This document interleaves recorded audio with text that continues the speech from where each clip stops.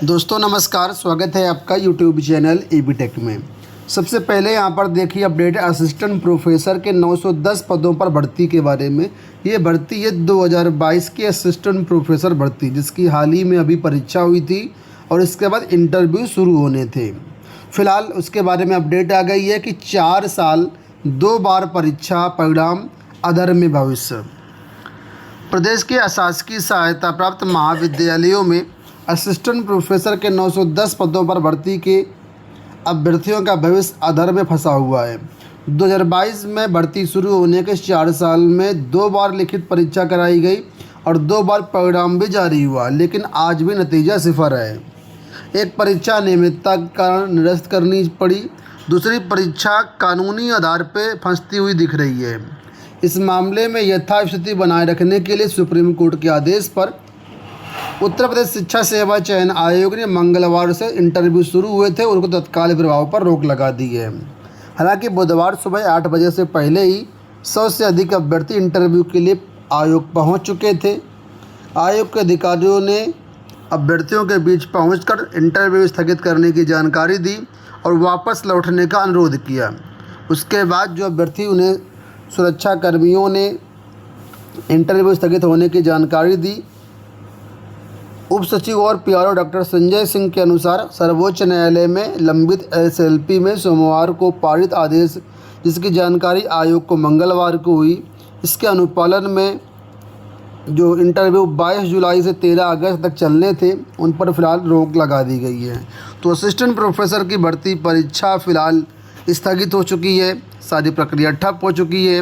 अब आगे जो कुछ भी होगा सुप्रीम कोर्ट के आदेशानुसार होगा। कल आयोग ने नोटिस जारी करके भी सभी को अवगत करा दिया था और यहाँ पर भी देखिए सूचना दी गई है कि शिक्षा सेवा चयन आयोग में जो इंटरव्यू चल रहा था वो फिलहाल स्थगित हो चुका है। इसी के साथ अगली अपडेट यहाँ पर जीआईसी प्रवक्ता भर्ती को लेकर के है। लोक सेवा आयोग की जीआईसी प्रवक्ता भर्ती के 3 और विषयों का परिणाम कल जारी हुआ है। इससे पहले आपको बता दें 2 विषयों का परिणाम जारी किया गया था, लेकिन कल 3 और का परिणाम जारी हुआ। इसमें 4822 अभ्यर्थी सफल हुए हैं। आयोग के अनुसार 14 जून को 13 विषयों के लिए जीआईसी प्रवक्ता की परीक्षा कराई गई थी। ठीक है, इसमें करीब जो है इन 3 विषयों में अर्थशास्त्र विषय में 17,828 अभ्यर्थियों ने पंजीकरण कराया था, जिसके सापेक्ष में 924 अभ्यर्थी मुख्य परीक्षा के लिए सफल हुए हैं। वहीं नागरिक शास्त्र विषय में 27,366 अभ्यर्थियों ने पंजीकरण करवाया था, जिसके सापेक्ष में 2,323 अभ्यर्थी मुख्य परीक्षा के लिए सफल हुए हैं।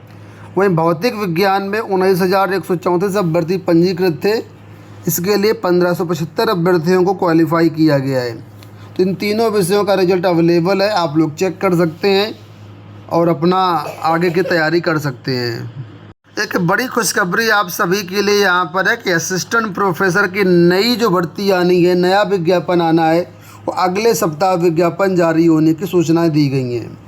लिखा है उत्तर प्रदेश शिक्षा सेवा चयन आयोग ने एडेड महाविद्यालयों के 111 पदों पर प्राचार्य भर्ती का विज्ञापन तो जारी कर दिया है। इसके लिए आवेदन भी प्रारंभ हो चुके हैं और अब अगला विज्ञापन है असिस्टेंट प्रोफेसर के 2107 पदों पर। इसकी चयन प्रक्रिया के लिए अगले सप्ताह विज्ञापन जारी होना है। इसके लिए रिक्त पदों का विवरण का परीक्षण आयोग डॉक्टर प्रशांत कुमार ने करा लिया है। आयोग को जिन जिन शिक्षण संस्थानों के लिए शिक्षक भर्ती परीक्षाएं आयोजित करनी है, उनमें सबसे पहले प्राचार्य पदों की भर्ती का रिएक्शन अपलोड हुआ था और उसका विज्ञापन भी जारी हो चुका। उसके बाद अब बारी है असिस्टेंट प्रोफेसर की। तो असिस्टेंट प्रोफेसर का नया विज्ञापन आपका अगले हफ्ते तक जारी हो जाएगा, ऐसी जानकारी मिली है। और इसके बाद आपके आएंगे विज्ञापन टीजीटी, पीजीटी, संबद्ध प्राइमरी और एडेड माध्यमिक प्रिंसिपल का। ठीक है, तो बैक टू बैक विज्ञापन लगे हैं, आप लोग तैयारी करते रहिए अच्छे से। यूपी SSSC से अपडेट है कि आशुलिपिक भर्ती का कट ऑफ जारी, अब होगी टंकड़ परीक्षा। यूपी SSSC ने पीईटी 2022 के आधार पर आशुलिपिक भर्ती के लिए जो मुख्य परीक्षा कराई गई थी उसका कट ऑफ जारी कर दिया है। मुख्य परीक्षा के परिणाम के आधार पर 333 पदों के सापेक्ष में 3,815 अभ्यर्थियों को अगले चरण के लिए क्वालिफाई किया गया है। इसके साथ ही आयोग ने पीटी 2023 के आधार पर होने वाली अशुल्क परीक्षा की कट ऑफ भी जारी कर दी है। इसके लिए 18,556 अभ्यर्थियों को अगले चरण के लिए चयनित किया गया। इसमें 1224 पद थे कुल मिलाकर के। दोनों भर्ती प्रक्रियाओं में सफल अभ्यर्थियों को हिंदी आशुलेखन और हिंदी टंकण दक्षता परीक्षा में बैठना होगा। घर बैठे शिक्षक, शिक्षा मित्र, अनुदेशक व रसोइया बना सकेंगे कैशलेस चिकित्सा कार्ड। बेसिक शिक्षा विभाग के अधीन कार्यरत शिक्षकों, शिक्षा मित्रों, अनुदेशकों और रसोइयों को मुख्यमंत्री शिक्षक कैशलेस चिकित्सा योजना का लाभ मिलना शुरू हो गया है।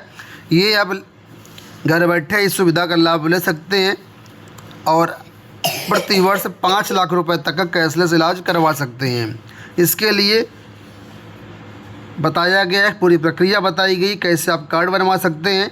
हालांकि इसके लिए हमने अलग से वीडियो भी बनाए हुए हैं, तो आप YouTube पर सर्च करके देख भी सकते हैं। इसी के बारे में यहाँ पर भी अपडेट है कि वित्तविहीन माध्यमिक विद्यालयों के शिक्षकों को भी निःशुल्क इलाज। प्रदेश के 3.5 लाख शिक्षकों को मिलेगा कैशलेस चिकित्सा सुविधा का लाभ। तो राजकीय और एडेड विद्यालयों के बाद अब प्रदेश के जो वित्तविहीन विद्यालय हैं, करीब 2,500 वित्तविहीन विद्यालय हैं जहाँ पर करीब 3.5 लाख शिक्षक वर्किंग है, इन शिक्षकों को भी इस सुविधा का लाभ मिलेगा। और शासन ने इसके लिए माध्यमिक शिक्षा निदेशक को शिक्षकों के चिन्हांकन और पंजीकरण कराने के निर्देश दे दिए हैं। यहाँ देखिए अपडेट है, पॉलिटेक्निक रिजल्ट में देरी पर फंस रही नौकरी।